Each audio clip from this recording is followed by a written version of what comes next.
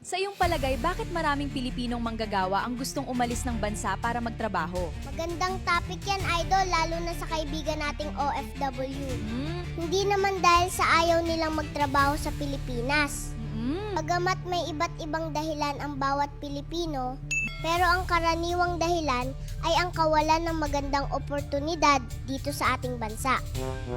Habang ang ibang bansa, tinutulungan nilang umangat gumanda ang buhay ng kanilang mamamayan. Samantalang dito sa Pilipinas, parang gusto nilang manatiling dependent, magantay sa biyaya at maging tamad ang mga tao. Ang mga mayayaman lalong yumayaman at lumalawak ang kanilang impluensya at ang mahihirap lalong nababaon sa hirap. At ang masakit pa dito, ginagamit ng ilang mapagsamantalang politiko ang kahirapan ng mga tao para gawing puhunan sa politika. Pansinin nyo, di ba't bago dumating ang eleksyon, kaliwat kanan laging bumabaha ng mga ayuda at pangako dahil ang mga taong nangangailangan at gutom madaling makontrol.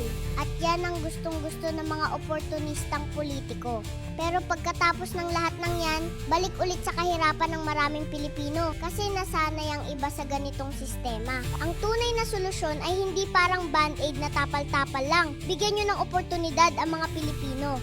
Bigyan nyo ng trabaho na may makatwirang sahod na kayang bumuhay ng pamilya at kabit. Hindi luho ang hinihingi ng mga Pilipino kundi desenteng kabuhayan. Maraming Pilipino ang gustong magsikap, gustong umasenso, gustong magkaroon ng magandang buhay para sa kanilang pamilya at sa kanilang kabit. Kaso paano ka aangat kung ang mismong sistema ng gobyerno ang humihila sa'yo pababa? Kaya maraming Pilipino ang pinipiling umalis ng bansa, nagsasakripisyo, nagtitiis sa pamilya at mahal sa buhay.